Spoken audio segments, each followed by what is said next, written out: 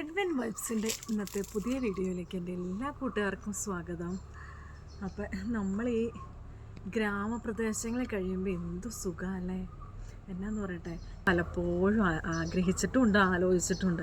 ഈ ടൗൺ ഏരിയയിലൊക്കെ ഉള്ളവർക്ക് എന്ത് സുഖം, എല്ലാത്തിനും നേരെ കടയിലേക്ക് ചെല്ലണോ, എന്താവശ്യം എന്ന് പറഞ്ഞാൽ വാങ്ങിക്കണോ, വീട്ടിലേക്ക് നേരെ പോന്നു അല്ലേ, നമ്മൾ താമസിക്കുന്നിടത്തേക്ക് പോന്നു. എന്ത് സുഖമാണ്. പക്ഷേ ഇപ്പോഴാണ് എനിക്ക് മനസ്സിലാവണേ. ഇതാ ഞാനിപ്പോൾ ഈ കുരുമുളക് പറിക്കാൻ ഇറങ്ങിയതാട്ടോ. അതാണ്ടോ നല്ല പഴുത്ത് കിടക്കണുണ്ടോ. അതാ നമ്മൾ കൊച്ചും കുടിക്കോ. നമുക്ക് കുറച്ച് മത്തിയൊക്കെ വാങ്ങിച്ചു, കിട്ടിയെന്നിരിക്കട്ടെ. നമ്മൾ മത്തിയൊക്കെ വാങ്ങിച്ചു. നമുക്ക് ഈ ഗ്രാമപ്രദേശങ്ങളിലുള്ളവർക്ക് നമ്മുടെ തൊടിയിലെ കുരുമുളക് പറിക്കാൻ ഇങ്ങനെ ഈ മുറ്റത്തുനിന്ന് ഇങ്ങനെ ഇറങ്ങിയാൽ മതി അല്ലേ.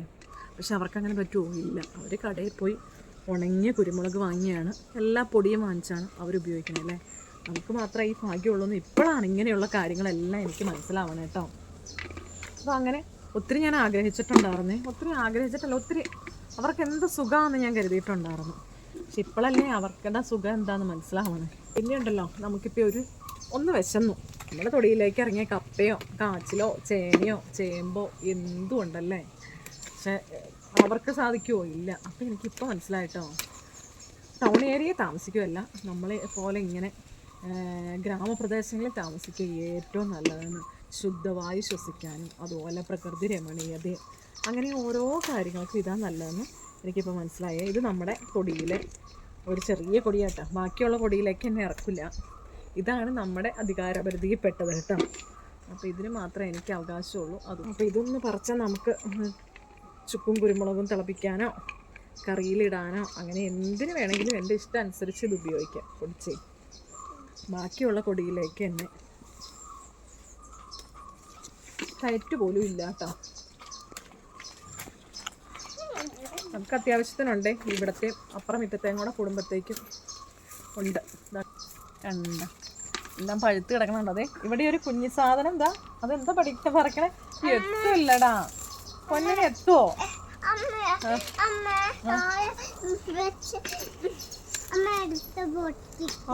അമ്മ എടുത്ത് പൊക്കി പറിക്കണം. എന്താ ഇത്രയും കഷ്ടപ്പാടുണ്ടോ ഞാൻ പറിക്കണേ? എന്നാലും കൊച്ചിൻ്റെ അവൾക്ക് ഇങ്ങനെ എല്ലാത്തിനും എൻ്റെ കൂടെ അമ്മ എടുക്കാൻ ബക്കറ്റ് ഇഷ്ടമാണേ.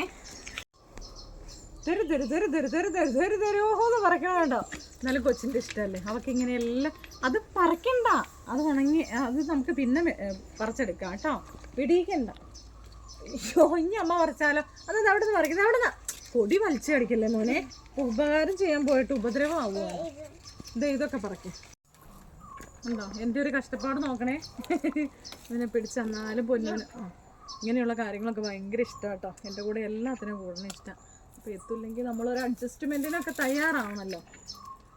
അപ്പം അതുകൊണ്ട് ഇല്ലേ പൊന്നോ, ഇനി അമ്മ പറിക്കട്ടെ. എന്നാ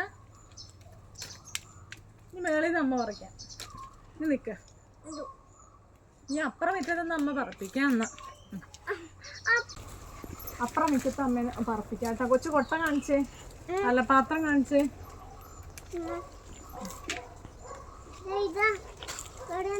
അതൊക്കെ പറിച്ചോളാം.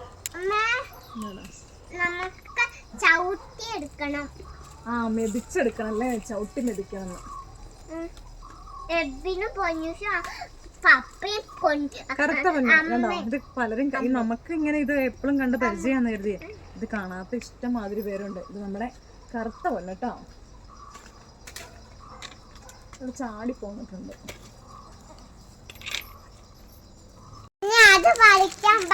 നോക്കട്ടെ നോക്കട്ടെ, പഴുത്തോ നോക്കട്ടെ. ഇത് ഒരെണ്ണം പോലും പഴുത്തിട്ടില്ലല്ലോ പൊന്നൂസ്. ഇത് പഴുത്ത് കഴിഞ്ഞു പറിക്കാം കേട്ടോ. ഇതെല്ലാം പച്ച, അപ്പോൾ ഇത് പറിക്കാറായില്ല കേട്ടോ. ന്യൂസിന് എന്തോരം കിട്ടി കാണിച്ചേ? ഇത്രയും കിട്ടിട്ടോ. ബാ എന്നാ